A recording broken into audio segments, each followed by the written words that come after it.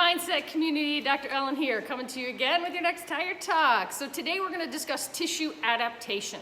So in a previous video, I talked about supply versus demand or load versus capacity to get tissue change or tissue adaptation.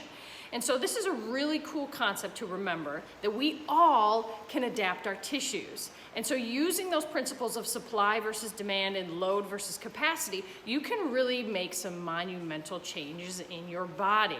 It's pretty unbelievable how the human system works. So using those principles, you can take advantage of that to create long-lasting change, and change that's easier to maintain once you've adapted the tissues into where you want them to be.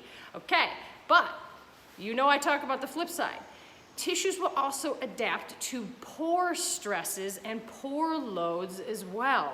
So it's not just about this simple load versus capacity. You want to make sure that load is appropriate and of good quality. So just because you do 800 squats doesn't mean your tissues are going to be perfect for squats, because if you're doing bad squats, that's what you're teaching your tissues to adapt to.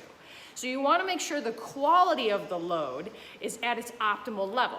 So the best example of that is if people who sit all day at their job, your tissues are going to adapt to the position you're putting them in the most.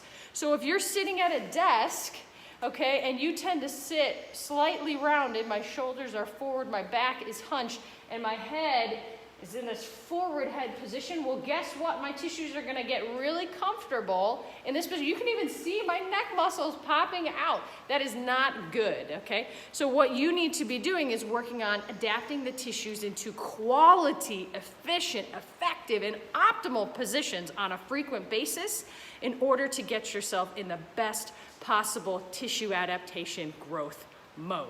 Okay? I hope that helps. Start being aware of how you're adapting your tissues as you're making all of these changes in your life. Don't just think about when you're moving and exercising. It goes down to all the things we do in the day. Okay? So I hope that was helpful. We love you more than you know. Have a great week.